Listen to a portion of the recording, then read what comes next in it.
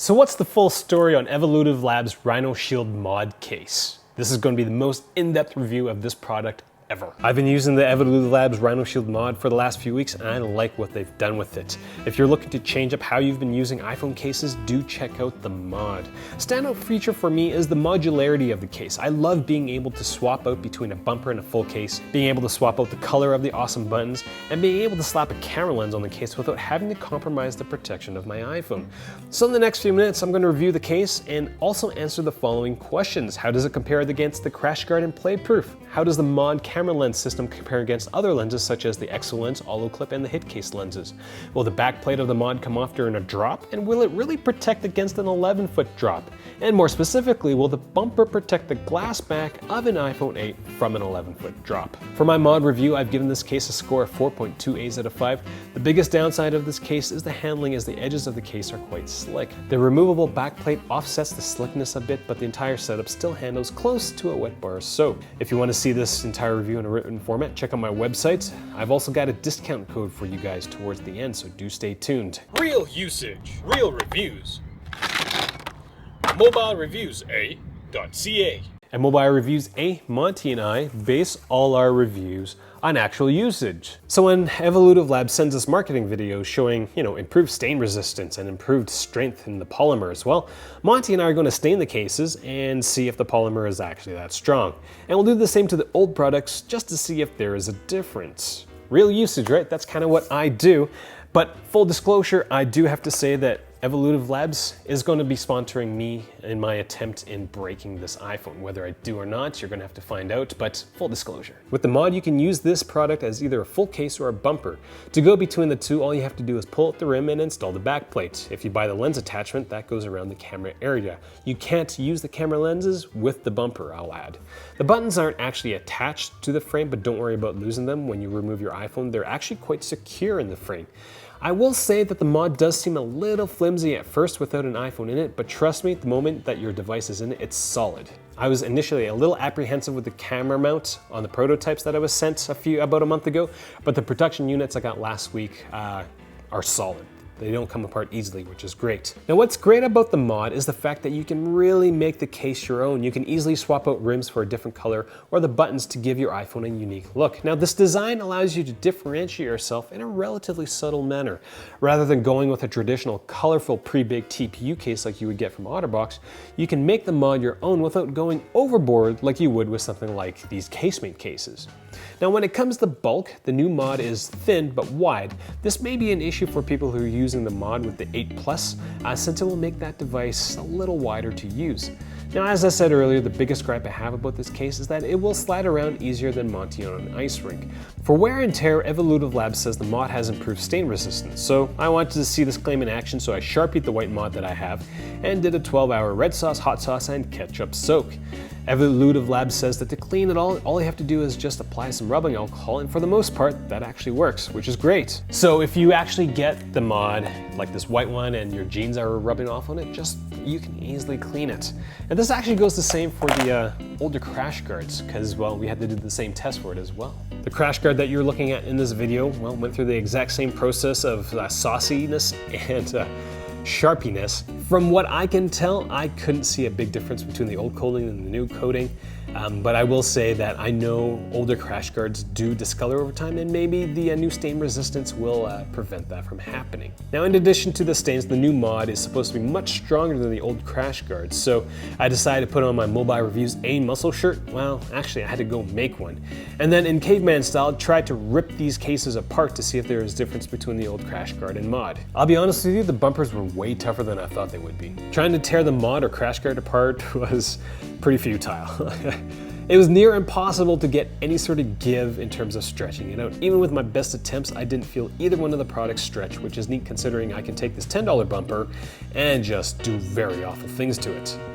Now, despite this setback, I did discover that the mod is actually tougher than the old crash guard, because I could bend the old crash guard and break the bumper. I could crack the side of the bumper. I could not do the same with the mod. And this stands out for me because one of the driving ideas of my life is actually progress. And it's very evident just through that simple, breaking test, torture test of the bumper, is that Evolutive Labs has made the product better. Evolutive Labs totally could have just taken the iPhone 7 products and just relabeled them as iPhone 8 products, but they're, again, one of the very few products that actually tries to make things better, which is neat, which is kind of why I enjoy working with them. You won't hear me say this a lot for a lot of case manufacturers, especially the ones who claim to have iPhone 8 cases, but then even bother fixing the change in logo placement on the back of the iPhone 8. When it comes to accessing your iPhone, the mod has some of the best buttons that I've ever used on a case. Most case manufacturers integrate the buttons into the case and will slowly make refinements, like making the button area thinner and thinner and thinner until the buttons feel close to a naked iPhone.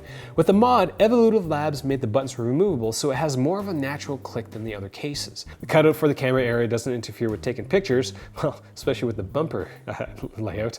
Cutout at the bottom of the case can handle any size lightning cable. The edges of the case do not interfere with screen access and is definitely compatible with the 9H tempered glass screen protector offered by Evolutive Labs.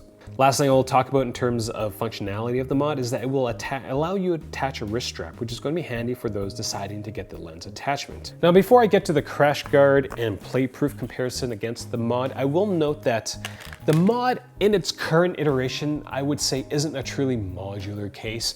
Unlike the Voodoo case as well as the OtterBox Universe system, there's only a camera lens attachment and the ability to swap out backplates or bumpers. So that's the modularity aspect. Now, I know that Evolutive Labs is working on other attachments, so I'm quite excited to see what they're going to come up with in the near future. So do check their website out every once in a while to see what else they've come up with, because with this system, there's a lot of potential for some pretty neat things, I think. On to the comparison. So technically the mod is supposed to replace the Crashguard and Playproof. It actually takes into account kind of the best of both worlds. With the mod, you get to choose between a bumper or a full case, and with older options, you had to buy the bumper or a full case. Now the bumper version of the mod actually looks quite similar to the Crashguard, but everything on the mod is a little more refined. The buttons aren't as noticeable and the mute switch axis is larger on the mod, and there is an extra line on the front of the Crashguard which doesn't exist on the mod, so the mod looks a little cleaner.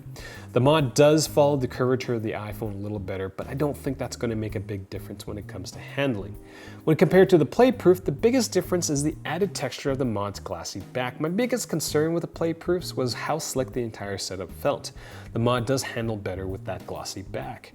One of the selling points of the Playproof was actually all the different designs you could have on the back of the case.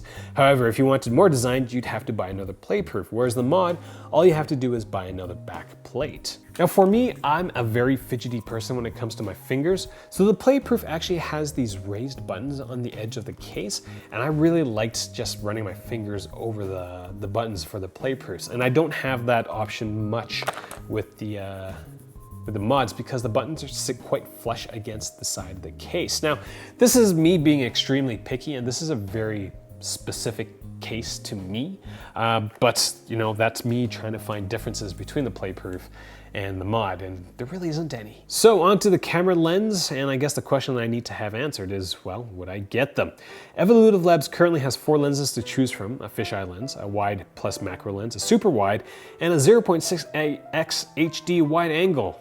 Lots of wide angle lenses, and there's actually a difference between all of them. Now for this next part, I'm going to compare the fisheye and wide macro lens against the iPhone 8 version of the Olloclip, the super wide against the HitCase Pro, and the 0.6x HD wide angle against the ExoLens, which is my current king of iPhone lenses. Now in order to use these lenses, you'll need to buy the lens adapter for $5, and you'll actually need to use the mod with the backplate. I do mention this because my current king of iPhone lenses prior to this video was the ExoLens, which allows you to mount the lens without a case. That entire setup was a little clumsy. I didn't really like that.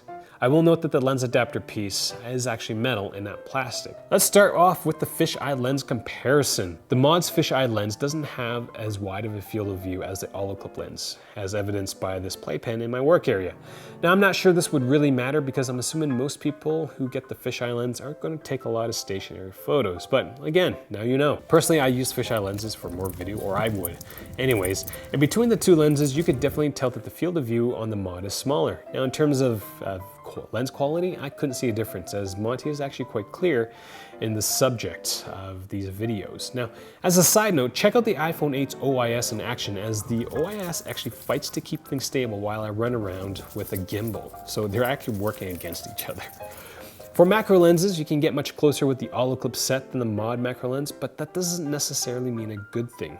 Why? Because trying to get an Olloclip focused with that macro lens just it's really hard to do. From my perspective, the slightly less magnification of the mod's macro lens is going to be a bit more usable on a daily basis. But in terms of being able to see tiny things with your iPhone, go with the Olloclip. Now, the most disappointing lens out of this group, in my opinion, is actually the wide-angle lens that comes on top of the mod's macro lens. Distortion of this lens is quite noticeable along the edges of the photographs. This is going to matter if you take a lot of product shots or face shots, we'll say. But if you go outside and shoot a photo of a landscape, it's not as noticeable. But now that I've mentioned it, all we're doing is just staring at that corner. Now, before I go on and compare the wide-angle lens, this guy against the HitCase lens, I will say that the Olloclip will have a leg up on the mod for people who like to use their selfie cameras. You can easily attach the Olloclip lens to the front part of your device, which means, well, you can use the wide angle lens with your selfie camera. So this is only going to matter for people who are selfie mongers. Now, apart from that, the entire Olloclip setup, despite being drastically improved for the iPhone 7, is still kind of annoying to use because I don't like having to carry around this clump of lenses, right? So, things to think about for the camera portion of the Rhinoshield mod. So how does the super wide lens compare against HitCase's super wide lens? Well, HitCase has a slightly wider field of view than the mod's super wide lens, but the quality is a bit better on the mod's. I'm not sure what else to say about it other than these lenses that I haven't said before. Again, not noticeable in videos, and the parts that are distorted will not be in the center of the photograph, which is nice, I guess. So between the ExoLens and the mod 0.6 HD wide-angle lens, well, which one is better? Can you tell from this landscape photo? Probably not. Both photos were shot with the iPhone 8. And if I zoom into the middle of each photograph, they look identical. So how about the edges? This is where a slight difference will be shown, as the ExoLens has a slightly clearer image over the mod 0.6 HD wide-angle lens. But let's put that into perspective. The area that we're looking at in this photo comparison is actually this tiny portion of the photo. Most of us aren't going to even notice that, especially when you view the rendered down version of the photo on Facebook or Instagram. Here's another set of photos to highlight the slight advantage that the ExoLens has over the mod. This is the photo of my current working area, and the tabs on my number spreadsheet is clearer in the ExoLens's photo, but by a small amount. And if I didn't point that out to you, there's a good chance you might have missed that. I will note that the ExoLens has a much bigger footprint than the Rhinoshield mod one, so this becomes very unwieldy to use when compared to the slightly smaller and slightly lighter lens by the slightly lighter mod lens. Now, out of all these lenses, which ones would I get? I would actually get, the only one I would get would be the 0.6x wide angle lens, because I like shooting wide panoramic shots, so being able to see more with my iPhone is gonna be pretty awesome. I say that despite the fact that it's not as good as the ExoLens, and I'm recommending it over the ExoLens because the ExoLens, it's a great lens, but the case is crap, right? So, ExoLens designed their lens, it's an amazing lens, but they didn't give a lot of thought to their case. Whereas in the Rhinoshield mod, it's a great case with a great lens. So that's kind of the trade-off, is that I can keep my mod on every single day for the rest of the iPhone 8's life, and be able to use a camera lens with it easily. Whereas with the ExoLens, every single time I want to use the ExoLens, I'm going to have to strip my iPhone down, go get the case, and then use that entire setup together. And then when I'm done, take it all apart because the case isn't that good. It's really that simplicity of the entire mod system that draws me to it. So enough with the camera comparison. Let's get to the protection portion. If you're finding this video useful or entertaining, give it a thumbs up. In total, this video has taken me close to 40 hours to produce, so show me some love. Now, according to Evolutive Labs, the Rhinoshield mod will protect your iPhone from a drop of 11 feet, which is insane, or 3.5 meters, which is still insane. Now, I'll put it out there. No normal person's going to be dropping their iPhone from 11 feet. No normal person under normal circumstances is going to accidentally drop their iPhone from 11 feet. Now, with all that being said, some of the things that I really wanted to know was, will the backplate of the mod come off during a drop? Will it really protect your iPhone against an 11-foot drop? And more specifically, will the bumper version of the mod protect the glass back of the iPhone 8 from an 11-foot drop? So here's what I did to answer all those questions. I decided to go with the sidewalk in front of my house, which is flat but not smooth, so any case failures is going to be very evident as the concrete it's going to crack the iPhone 8 almost immediately. The first set of drops were simple. I wanted to see if the backplate would stay on during a series of normal drops. The backplate and the rim attached to the bumper through a series of interlocks, so it's not attached to the bumper tightly. There's no adhesive or anything to keep everything together. I did my standard waist height drop and, well, nothing really happened. I'm not quite sure why I'm pausing. My chest height drop also went out without a hitch. I did do a face first chest height drop, which might be shocking, but I did have one of their impact protection screen protectors on the front, so nothing was going to happen, which, you know, was not a surprise to me, or a surprise. Now, as a side note, if you do need serious screen protection, get one of these impact protection screen protectors. Then I dropped the Rhinoshield MOD 6 feet back first to see how the back plate would hold up. Now, the backplate did not come off, but it did suffer some damage. In fact, the chip that you see in this part of the video actually occurred on the first corner drop. Now, does that damage reduce the protection of the mod? Nope. In fact, I don't even think the backplate offers any sort of drop protection. It might prevent some impact from sharp things breaking the glass, but in terms of just general drop, I don't think that backplate does anything. I think it's more of an aesthetic thing. I still think all the shock absorption happens with the bumper. Now, I went inside to warm up a bit, well, actually to let Monty in because he was a little cold. I did swap out the back plate and went with a set of new colored bumpers and turned the mod into a bumper case by adding in the rim.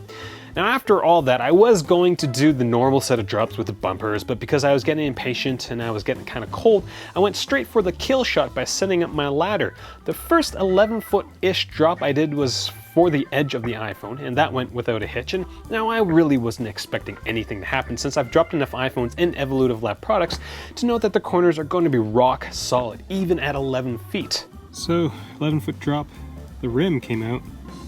iPhone's still fine, so let's go do back first drop. The next drop was supposed to be the big one. Will the bumper protect the iPhone 8 from a back first drop? I was going to guess no with this drop. And if you're wondering, this is what the iPhone 8 saw before plummeting to its assumed demise. Can you hear it scream? Now, to my surprise, the back of the iPhone 8 stayed intact. The glass back, I need to iterate that. The glass back of the iPhone 8 stayed intact. There was no damage to it whatsoever. The mod looked a little roughed up, but I'm not complaining since it just stopped glass from breaking from an 11-foot fall. But here's the thing. It felt really anticlimactic to end these drop tests, so I did one more. I just tossed the iPhone up in the Rhinoshield mod, up in the air. How high? I have no idea. But it was somewhere between 15 and 20 feet, if not more. And really, I just tossed it nonchalantly without regards for the iPhone 8. And did it survive? Sort of. So that was pretty much a, I'll say 15 to 20 foot toss. Rim definitely came apart. The iPhone still turns on, but the crazy thing is that there is this bow in the iPhone. So it's definitely popped up. I'm gonna put the camera down for a second. I'm gonna try to pop the case off without doing any damage to the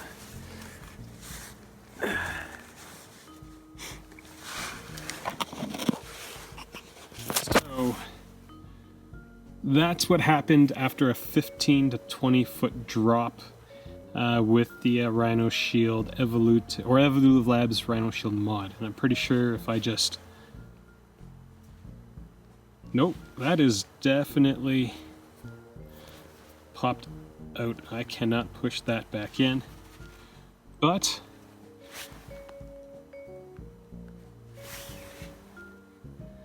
the iPhone still works. Sort of. The camera work? It's probably the most important thing. Yeah, camera still works. Alright. So this Rhinoshield mod, probably one of the toughest cases I have reviewed so far. It's actually kind of surprising. I'm still kind of awestruck that this is all the damage that occurred after just tossing up the iPhone 8s with that, like, just pretty cool. Now, if you're thinking about getting yourself a Rhinoshield mod, do use the discount code that I've kind of put somewhere around here. Now, this discount code, I think they've told me that it's going to be up for maybe a couple of weeks.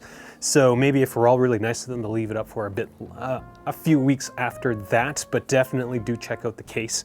It's not the most expensive, it's not the cheapest case, but it is definitely worth the amount of protection it provides for your iPhone. Now, if you know somebody who is looking for a slim, tough case for their iPhone X, well, definitely share this video with them, because companies like Evolutive Labs, who are constantly making their products better, well, are worth supporting. They're just so awesome. So thanks for watching, guys.